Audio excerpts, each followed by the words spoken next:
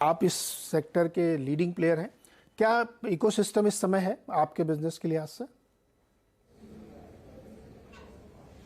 सबसे पहले तो CNBC आवाज़ को थैंक यू हमारे को शो बुलाने के लिए, सेरा सैनिटरीवेयर को, क्योंकि ग्लोबल इन्वेस्टर्स यहाँ आए हैं और सेरा जैसी कंपनीज ग्लोबल इन्वेस्टर्स से रेगुलरली इंटरेक्ट भी करती है।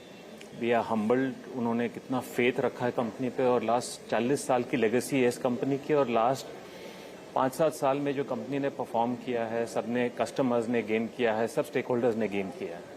तो सेक्टर स्ट्रांग है जी। Home improvement is become a very big theme. जैसे सेरा सैनिटरीवेयर को आप जानते हैं, कैश इन हैंड 750 करोड़ रुपया है।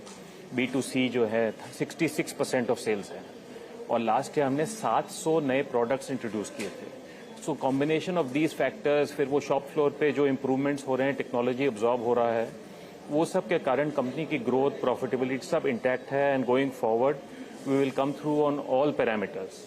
सो ये ग्लोबल इन्वेस्टर्स का जो भरोसा है सर, ये इंडियन इंडस्ट्री के ऊपर बहुत बड़ी एक रिस्पॉन्सिबिलिटी है और सेरा में हम इस रिस्पॉन्सिबिलिटी को बखूबी निभाएंगे। आयुष, मैं ये तो नहीं पूछ रहा हूँ कि किस तरीके की आप लोगों की बातचीत हो रही होगी, लेकिन मैं ये ज़रूर जानना चाहूँगा कि जो इन्वेस्टर्स आए हैं और आप जैसी कंपनीज आप हैं वहाँ पे, उनकी क्वेरीज किस तरीके की हैं, वो क्या जानना चाहते हैं और उनके इन्वेस्टमेंट को लेकर के इंडिया में आइडियाज़ क्या है और वो जो बुलिश है तो वो क्या चीज़ खास तौर पे देख रहे हैं इंडिया में? देखिए, जो इंडियन मैक्रोज हैं उसके लिए एवरीबडी इज कन्विंस्ड।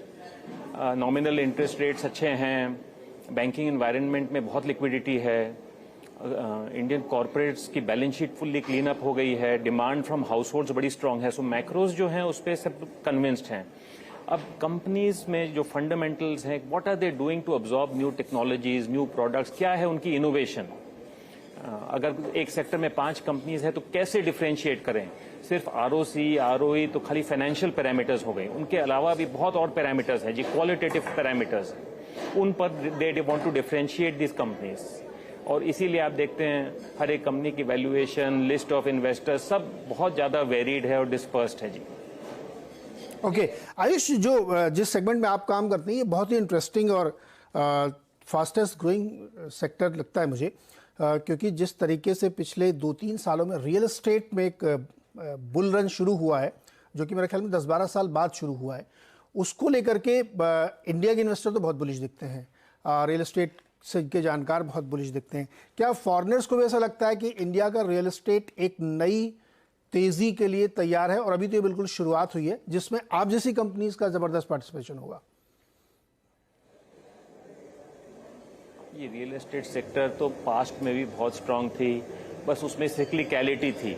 अब हमारी जैसी कंपनीज जो इतने स्ट्रांग ब्रांड को हमने खड़ा किया है, वो सिक्लिकलिटी से निकल गए और 1/3 सेल्स खाली हमारी B2B real estate developers, government etcetera के तरफ है।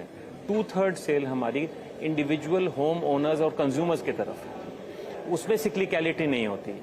तो रियल एस्टेट जो अभी ट्रेंड है और अप साइकिल है, that could last for another 10 years minimum.